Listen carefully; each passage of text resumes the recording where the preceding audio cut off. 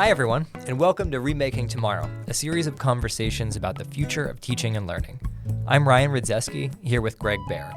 We're the co-authors of When You Wonder, You're Learning, Mr. Rogers' enduring lessons for raising creative, curious, caring kids.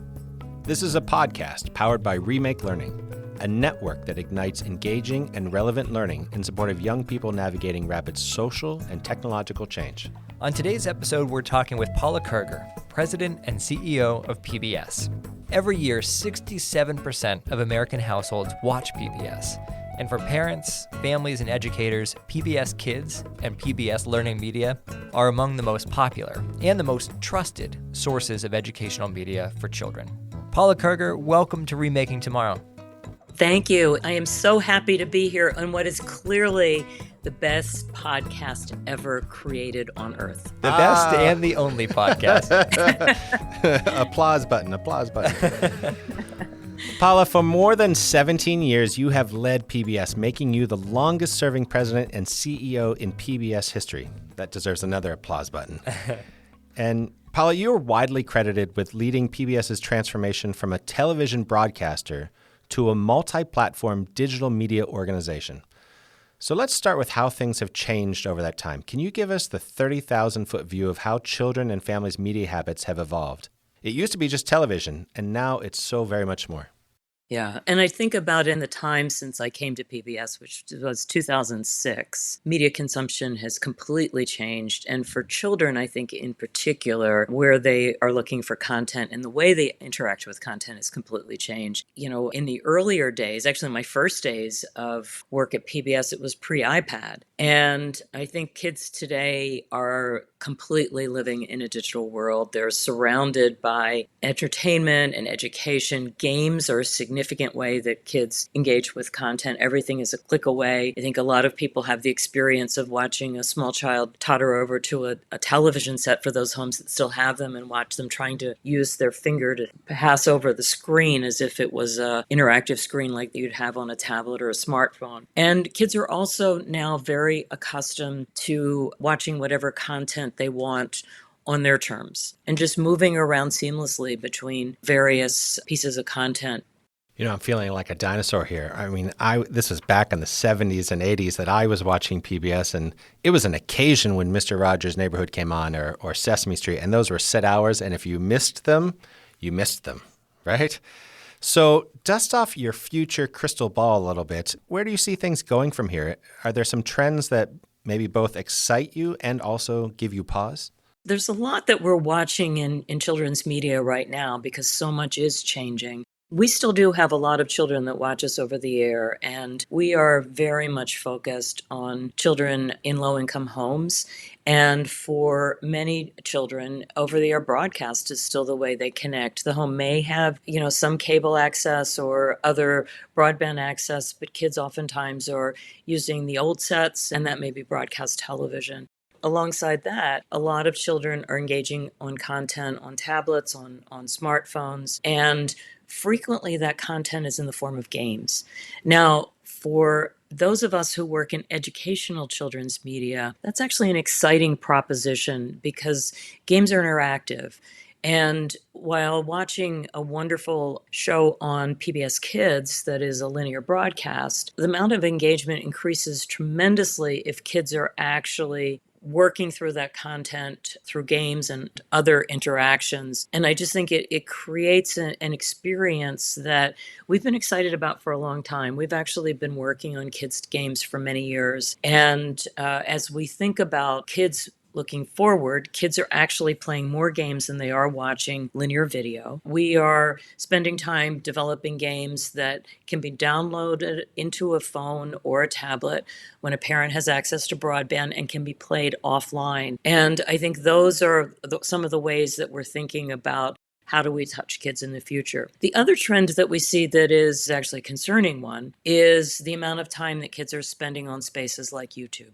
Now, we put some of our content on YouTube as well, and we know that it is a place that parents will point kids towards for content. But there is a lot of viewing of content by children on YouTube that is not really appropriate for kids. And you see series that are designed really for much older kids, or in some cases, even adults, where kids are spending a lot of time. You also see content that is developed by people who are not really in the same business that we are. And the content may seem nice and entertaining, but it doesn't have that same educational value to it. It isn't created by educators and people who are very focused on the kinds of skills that kids need to master before they enter school for the first time.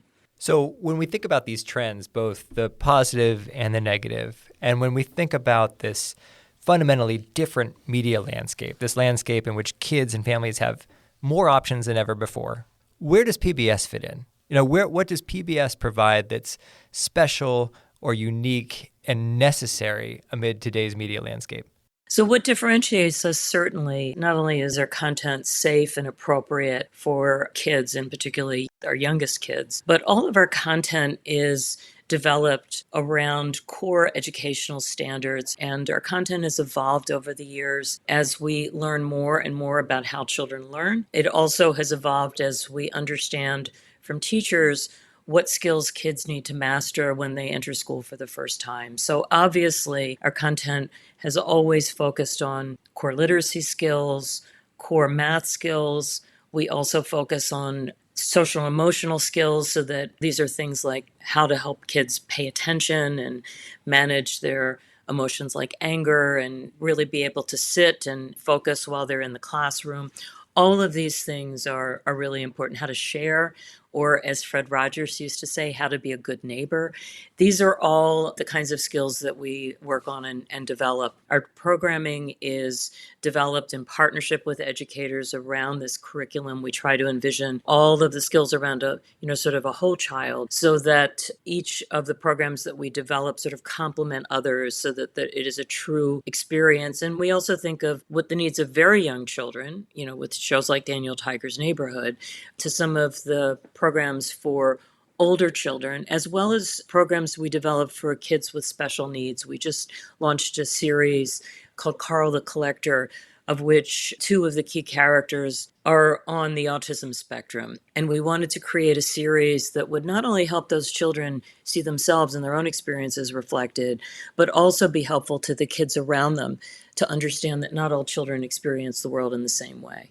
So as a parent of an almost 3-year-old who's just learning to love television and media, first of all, thank you.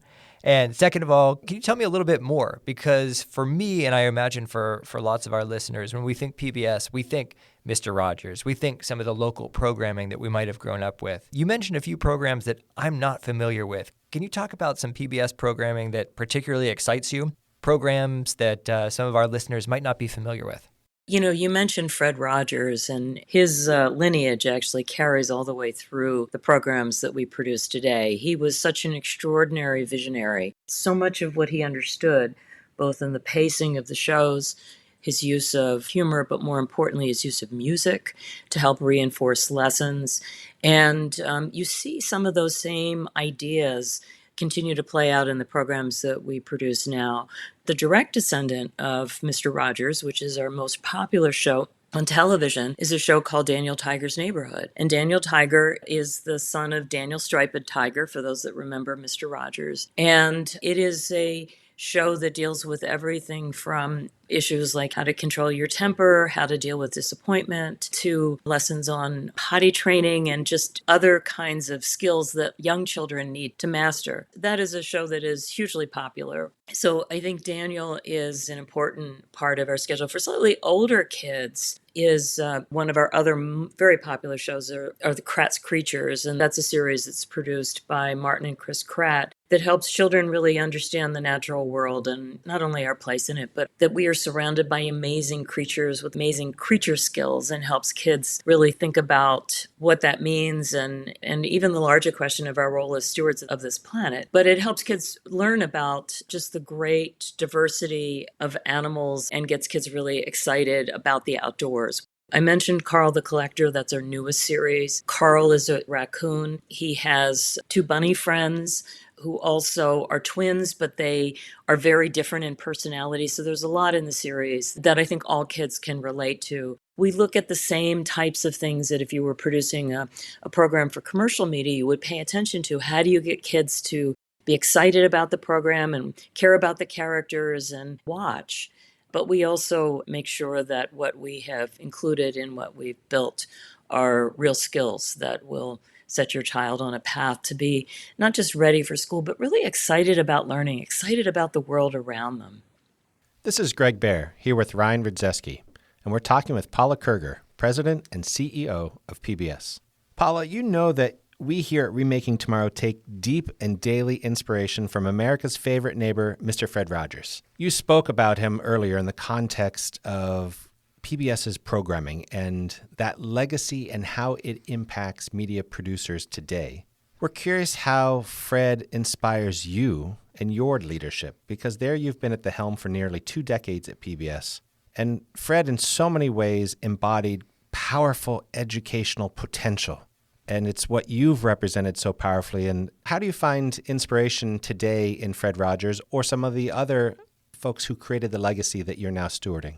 You know, I meet so many people who grew up watching Fred Rogers. I was a little old for Fred, but I had a much younger brother who watched Fred Rogers, and he was always mesmerized when Fred would look into the screen and say things like, "I like you just the way you are." You know, I think for so many children, that is so empowering. I often describe some of the work we do based on some of the feedback that we get from people that write in. And I remember getting a letter from a woman who lived in a very difficult circumstance at home, and Fred Rogers for her was everything because she didn't get that kind of reinforcement from her family, and he made her feel special, and he made her feel that she had the ability to be what she turned out to be. She eventually became a medical doctor, and she wrote to us because she just felt so grateful for the fact that he had had such an impact on her life. He also was so deeply dedicated to this idea of community. And I think a lot about Fred right now because I feel that part of what we need to be able to do community by community, or certainly as a country, is be able to better listen to one another and support one another. And as Fred said it so beautifully, to be a good neighbor. And what does that mean? One looks out after each other, one treats each other with respect. And I think to me that is so very powerful. And Fred, of course, also gave us the neighborhood, right? When we think about PBS, at least my mind goes to watching television at home in my living room with my children. But there are PBS stations across the nation doing lots of work in classrooms and in schools and all sorts of different learning spaces. Can you tell us a bit more about that work? For educators who are listening who maybe don't know or aren't familiar, what is PBS out there doing for them? What might they be able to take advantage of? So, you know, at the heart, public broadcasting is educational broadcasting, it's educational television, it's educational media. And so we were always envisioned as being a place for learning, and whether that's lifelong learning for older viewers or whether it is true K-12 type of content, it's always been a part of what we do. If you look at series like Nova or Nature or any of those, the Ken Burns series, we've always created educational content. Once classrooms had access to the internet, that changed everything. We created something called Learning Media, which is a free K-12 service that teachers can access. It's designed specifically for teachers, and content is built specifically for classrooms, so it's often not the full show, but it's pieces all correlated against local standards around math, around science, around history, around language arts and so forth. It's a great resource. It's heavily used by teachers. It's heavily used by homeschoolers as well. And it's available free. As I described a little while ago, so many kids are enjoying our content through games. And many schools give kids Chromebooks. We encourage schools to make sure that the PBS Kids app is downloaded. And we know during the school day, we see spikes in the usage of our early childhood material by kids that are during the free time. Teachers will schedule time for kids to be able to play on their Chromebooks, the PBS games, and those games all have core curriculum embedded in them. That educational material, of course, can also be used at home, but we're a very active part of the education life of kids, as well as teachers. You know, teachers use our content more than anyone else, and so making sure that we're supporting them with content that will bring the educational experience to life for kids and create more assets they can use in the classroom is a big piece of who we are and what we do. You know, the scope of PBS's impact has always been and continues to be just amazing. You're in homes, you're in classrooms, you're in all sorts of learning spaces where kids and families already are. I'm wondering, when you think about PBS and its impact, you know, is there one story that you tell or maybe one young person or one family that you know of that really embodies why you do what you do at PBS? I've spent a lot of the time that I've been at PBS traveling and visiting with our stations, and in doing that, visit with families and with viewers as well as our station managers. Everywhere I go, people tell me these compelling stories. And for me, you know, I was talking a few minutes ago about the launch of our new series, Carl. We knew that in the work that we do, we were reaching a lot of kids, and there are some kids that are on the spectrum that are confused by people's faces, can't read emotion very well, but really are drawn to our animated characters and particularly the Muppets. And early on, when I first started working here, I was in an event, a woman pulled me aside and she said, "You were so important in my family's life." And she said, "My son is challenged, is profoundly challenged and does not speak." And he actually was watching Sesame Street in the family room, and I heard a noise. And I walked into the room, and he was speaking to the television. He was repeating what the Muppet had said to him. And somehow it had cracked something through in his brain. It had activated something, and he was able to respond to it in kind. To me, it just gave me chills, because I think for that mom and for that family for whom this was just such a breakthrough moment. And it was just a little moment that we were a part of making happen. This is why, you know, some years later, when this idea of Carl came to us, I just knew that we had the power through the media that we controlled, that we would make a huge difference. Paula, that plays out every day all across America in millions of homes. And if I were to look just at my home, the moments I've had with my kids watching the PBS Kids series, or now as they're getting older, engaging in documentaries and hard conversations about difficult topics, you are opening so many doors for so many families all across America in so many ways, and we're grateful to you. Thank you. Thank you, Greg. That means a lot. Now, before we go, we have just one more question for you. What's one thing that parents and educators can do today to make tomorrow a more promising place for every learner? From my perspective, as we look at what parents and educators can do together, I think is creating an opportunity for wonder. You know, when you're talking to a child about something that just seems magical and you can just see their eyes open, I think oftentimes we begin to focus on those things that are just very practical skills. You know, my child needs to learn these numbers or these letters or so forth. But for me, creating the sense of possibility and the wonder that surrounds us, and really kindling this need for always striving to learn and to grow, is probably the biggest thing that parents and educators can do for children. It sort of sets them off on a path. It's not just teaching them things that's going to help them pass the next test or pass on to the next grade. It's teaching them a love of learning that they'll carry with them for the rest of their lives. And to me, that's the biggest thing that we can give our children. Thank you so much to Paula Kerger, President and CEO of PBS. Remaking Tomorrow is powered by Remake Learning. Learn more at remakelearning.org.